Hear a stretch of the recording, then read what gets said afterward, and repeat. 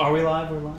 Good evening, everyone, and welcome. This is Twist Gaming, where you get to play board games with us. This is our honest review section of our Spotlight stream, where we talk about the game that we just did a spotlight of. In this case, Legend of Korra Pro Bending Arena. Go check it out if you haven't already, if you're watching video on demand, and watch it. Spoiler alert, Fire Ferrets won. You know? I'm not going to say who's the Fire Ferrets, but they did a very good job. Yeah. So, first and foremost, who are we? I'm Matt. And I'm Ann. And we were joined with Sen and Jesse, the two of the creators of the game. Super excited to have them on for the Spotlight session. Super cool guys. Super cool. The coughing you hear is Josh in the background. And we would like to point out that this stream and all of this week's streams are sponsored by the Legend of Korra Pro Bending Arena. Can I help you? Oh, there we go. There we go. So first we're going to talk about what we liked about the game, what was our favorite parts, and we do that by having the winner go first. So Anne, have at it. I was pleasantly surprised by this game. So... Is that just because you won? No. I did think about it. I want to let you know that I thought about that. No, I was a little concerned. Okay, so you have... Nostalgia may not be the right word, but I was I'm an Avatar fan. An avid Avatar fan? I'm an avid Avatar fan. And I've told the story a little bit in the playthrough video. If you've seen that, you're going to hear it again. But I was a little nervous about getting into the Legend of Korra because it wasn't Avatar, and it's kind of like Doctor Who when the Doctor regenerates. Like, I wasn't ready for that emotional roller coaster. I got into Korra to do a little bit of research because I knew that this game was coming up, and I really enjoyed the show for its own separate set of reasons. So here's a show now that I really like, and it's a game based off the show, and the pro bending was very interesting part of the show, and I was concerned that, all right, am I going to like this game just for that bit of nostalgia? Like, I like the show, so am I going to want to like the game because it's got a cool theme? I was really nervous about it. I think it was done really, really well. I had a lot of fun playing it. I usually... You know what? I've decided that it's not heads-up games that I don't like playing with you. It's just... Backstabby games? Backstabby games that I don't like playing with you. Yeah, understandable. So, no, I really enjoyed it. I think that the theme of the game was not pasted on. The game is... I feel like I'm really doing the pro bending. And they made a point of saying when we were interviewing them, that's Sen and Jesse, that when they were designing this game, it was pro bending from the ground up. So it wasn't a game that they slapped an Avatar skin on. Yeah, no, I really felt like it was what I saw in the show is what is being reflected in this game, and it was kind of cool to be able to do it. We only played with the basic set rules. Sen and Jesse are going to be playing their own game with, they said, like fantasy drafting style teams, as well as the advanced rules, and you'll be able to see that video in one of the updates to the Kickstarter, so make sure you're following the Kickstarter updates. But we played with the basic rules here, and I really enjoyed how easy it was to pick up. I have ADD, and I have poor short-term memory, and it takes me a lot to try and strategize things, because, right? So it was really nice to pick up 3 cards. Either I'm playing them all, or I'm not. I don't have that many choices to go through. Yeah, I think it was nice that it simplified things in that you have to play all three of your cards, whether you play them for either their effect or for the free chi. Yeah. Is nice. Oh, yeah. And I thought it was really elegant, I think is the word I want for that. So, a big part of what I liked about this game, I don't mean to cut you off, no, but I think that's a good interjection point, is the elegance and the flow of the game. I like that you had to use your movement if you had it. You had to use all your abilities on your card if you could. And that kind of added to the feeling of the flow of the bending, because that's what a big part of the bending is, that it's like a flowy, martial arty thing where it's not just like I do this and I hit you, and like it's got a whole process to it, and it feels like you're carrying out the process of the bending, and I really enjoyed that. It's a good mix of that kind of immediate feedback. Nicole tripped. It was. It was a nice balance between the immediate feedback of an attack and trying to strategize something. Because sometimes with strategy-heavy games, you're really thinking out 5 steps ahead. And in this game, that strategy is more like 2 or 3. Right. You don't have to put too much into what you're doing. And at the same turn, what you get in exchange for that is that immediate feedback of did my hit land or did it not. And a big part of simplifying the play of the game is how you couldn't move backward and forward a row at will with your movement spaces. Yeah. So it restricted to where you're going to get hit, and I think that obviously forced the game to be a little bit more tighter. So that way you couldn't just like bounce all around the board and dodge everything, yes. which I think is a very nice decision there. Jumping onto some other stuff that I really liked about the game, just one of the little things, and I know you always like to talk about artwork, but I'm going to steal this one from you. Just because I really love the player mats and the icons that they put here for the different teams. So it looks like sports icons, you know, that's the wolf bats there. Then you have the fire ferrets. Boo-boo. And they actually have the benders with the pictures down there on the team mats. And it's a different art style than Avatar, a little different, right? The faces, but they're still cute. Yeah, it's a little different. It's a little bit more of a like a blocky representation, but it's still really cute the way that it is. I like that each of the playing boards is different. They've got different graphical. Themed. It's not just the logo slapped on. It's different not graphical just art on all the of them. player boards. It's like the card backs as well that follow that same kind of design theme. And these are just 2 of the teams that are in there. More are getting released as the game progresses on Kickstarter, so they've been showing off some of those as well. They're talking about the Rabaroos. I know that there was another one as well that got released. Josh, if you could look up whatever that one was. Flea was the lone bender.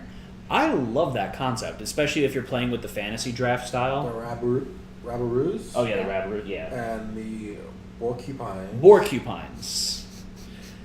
And P''Li, I don't know. Plea. Yeah. Okay.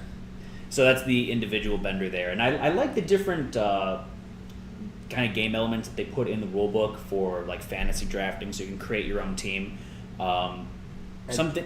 Go ahead. Just looking at it, looks like maybe another 3 teams are going to be released and 1 standalone person again. Okay.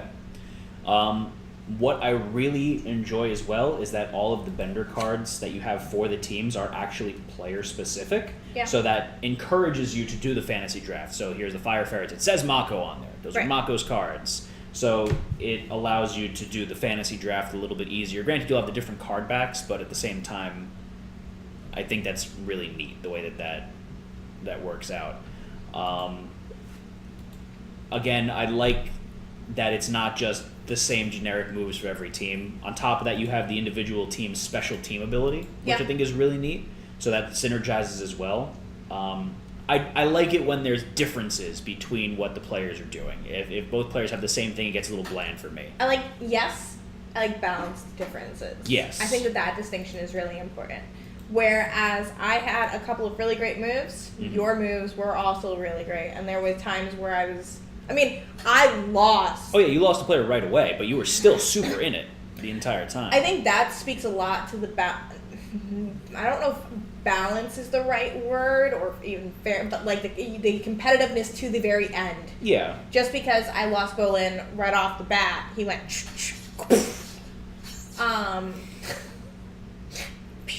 Sound effects. I was still able to take the game back with my 2 benders.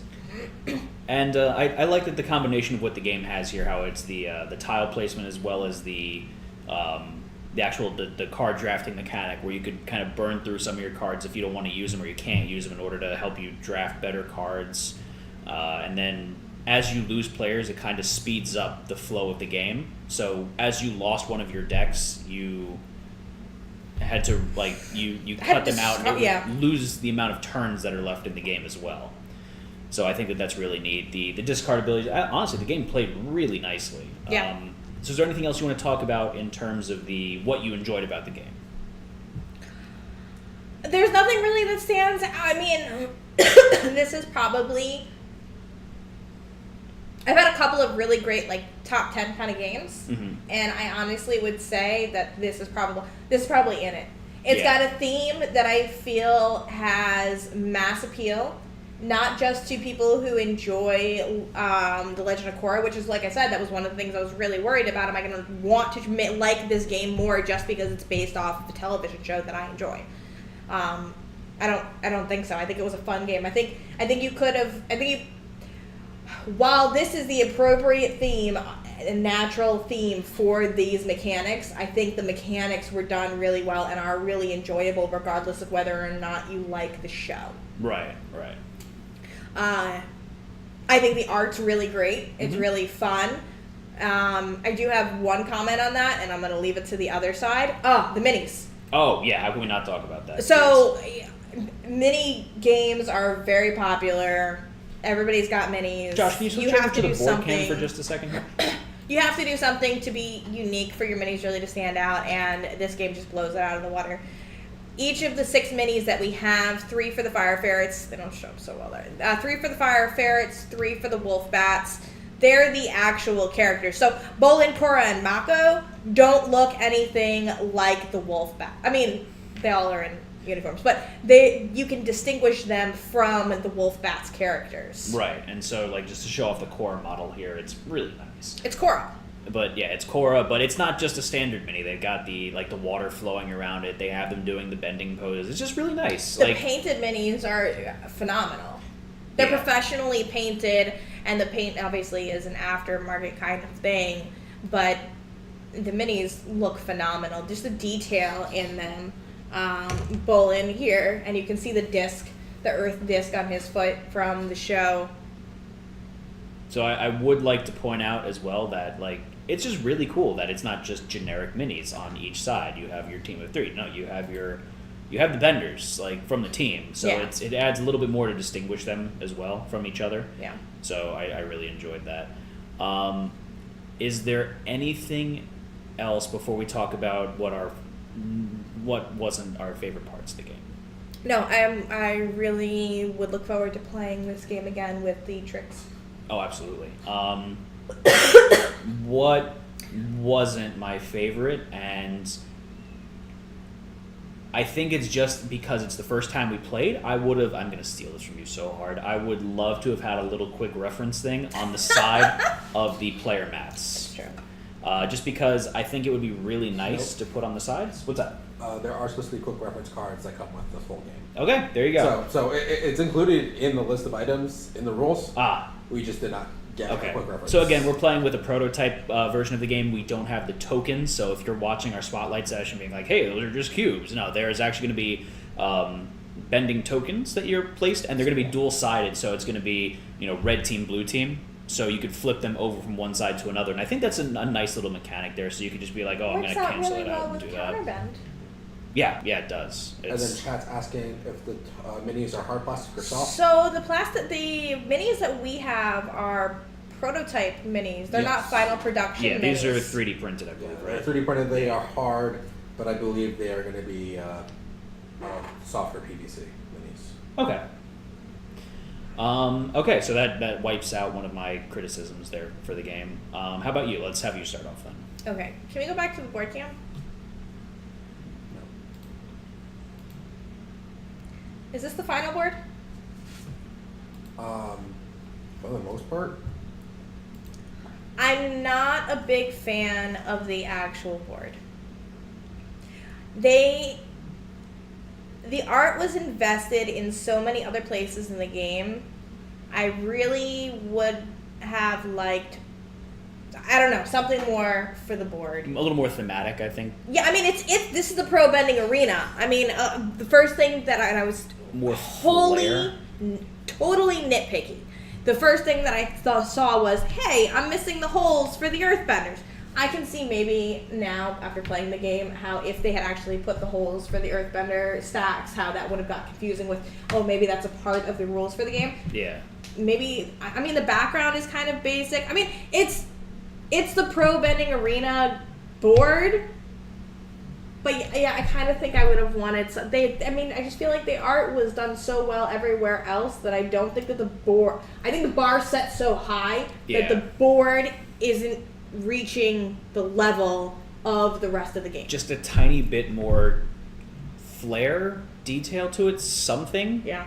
would do it for me. Like, even if they just, like, this is weird, but if they added, like, another strip of a stand space, like kind of seating, so it looks more like an arena. That'd have been nice. I think it would have used up space. Yeah, that's for sure. I don't know. I don't know if I don't like I don't know if it's the water. I don't know. I mean, it's bland. It's so. This is me being incredibly nitpicky. You have because, to find something to talk about in this. Because yeah. But I do. I mean, it's not the art style and the quality of the art and all the other aspects is so high. I just feel like the board doesn't live up to that level. Okay. For me, I'm trying to think of what else, and again, I'm trying to find stuff to nitpick about, and I think that my biggest gripe was that when I got knocked back so far with my Earthbender, and he just kind of sat back there. I don't know if you noticed with the Earthbender moves, there's not a lot of range on them. They're Right. more defensive. Yes. So you and I were both in that same ballpark there. So it was kind of like, we held back, and I think we couldn't really do anything with them, is what I was getting at there.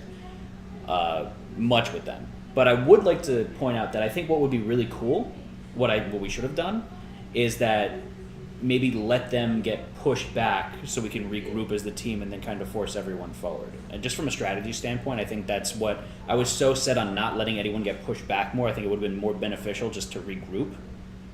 So I don't know. I'm talking that through in my head, and it's not really a negative point. Now that I'm talking about it, it makes sense to me. Yeah. This is what's tough with games that are good. It's tough to talk about what's negative with a game that you really have to nitpick to find something negative. And I would like to point out too, we played through the beginner version, so we didn't play with the trick cards, and we played with the basic setup. So there's more strategical depth to the game that we didn't get to. Yeah. Which I think is awesome, just because this game didn't feel like it was lacking strategy in the way that we played it. No, I mean, and I can see maybe after playing this game, I mean, I can see maybe after playing this game a couple of times how the basic setup might get a little boring, but then you add in the advanced level. Yeah. So you already have a built-in kind of take it to the next level. Yeah. And then you're going to have more benders that Solo you can benders. throw in Yeah. to the mix. I mean, there's just a lot of game for the game. Oh, you know what would be cool? I don't even know how you would do it, though. What's that? If there was a solo mode. Like an against the game mode. I don't even know how you would do that. And the kind of the cool thing, too, is that they give you... teams. Yeah. Sorry, I totally just cut you off. That would be cool. I wonder if there's variants for teams. 2v2 or 2 team versus 2 team. Yeah. Maybe. That'd Or be cool. even like 2 solo benders versus 2 solo benders. Yeah. Again, we're talking like weird tangents here. I really don't have anything to gripe about. I really enjoyed the game. I thought that it was very balanced, and like I really don't have any major complaints. How about you? No, I mean, I do want to explicitly state, I know that this is a conversation in the community. Mm-hmm. Hey, you guys are reviewers, you get some sort of compensation for your reviews, so you are going to be biased about your review. We at Twist Gaming really try and do our best about giving honest reviews.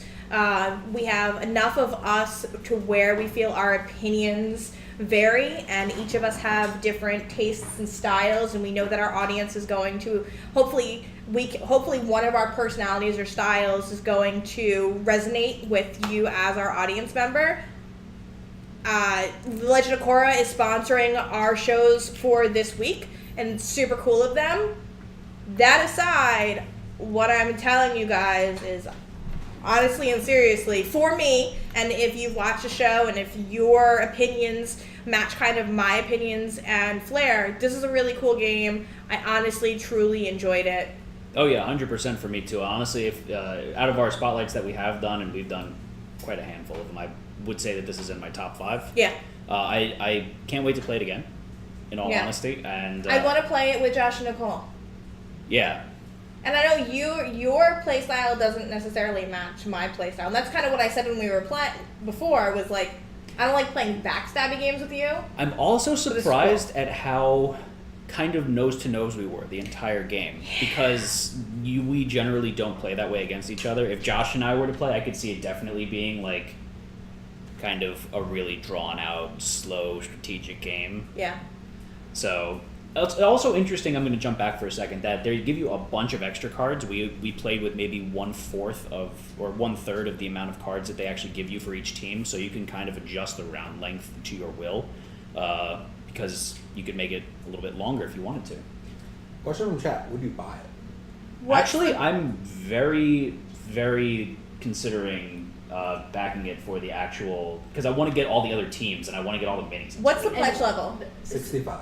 That was a good point to make. I was going to say, it really depends on what the price is. You can't just say, I'd buy it. And knowing it's $65 for the value that you get, would you buy it? I backed Unstable Unicorns for an amount close to that, and I think that this game is much more than what was in Unstable Unicorns. So I'd back it. I would say for just 2 teams, I'd be very hesitant. Yeah, but knowing that there are so many more and that the game expands like that, and I think that Unstable Unicorns is not a game I can really play with my kids. I think Michael and David would have fun with this. I'm very excited to see how the solo vendors play into it as well. So yeah, I would back this. Yeah, and especially with the quality of the minis, I think it's worth it. I don't think that that's a lot of money for a game, considering the quality of the components that you get off the bat. And it's not always about really great quality components. It's really great quality components and a really good game, a really good body to the game. And I think that this is both. Yeah, the game's got a solid backbone and a pretty face, so it's very nice all the way around. But it leads us into the most important question of the evening, and we both answered it. But would you play it again? Absolutely. 100% for me as well. So is there anything else you want to touch on before we sign off for the evening? Oh yeah, I won. All right, everyone. So thank you very much for joining us this evening. This is going to be Twist Gaming signing off for now. Big shout out to Legend of Korra Pro Bending Arena. They sponsored this stream and all of this week's streams, but also published by IDW Games. Fantastic game. Go check out the Spotlight session if you're watching on video on demand now. It was a very fun game to play, and Jesse and Sen were awesome in the chat as well. They're really cool. So with that, we're going to do a little soft sign off here before we get into the full spiel, but this is Twist Gaming signing off. I'm Matt. I'm Ann. Thank you all for joining us this evening. Good night.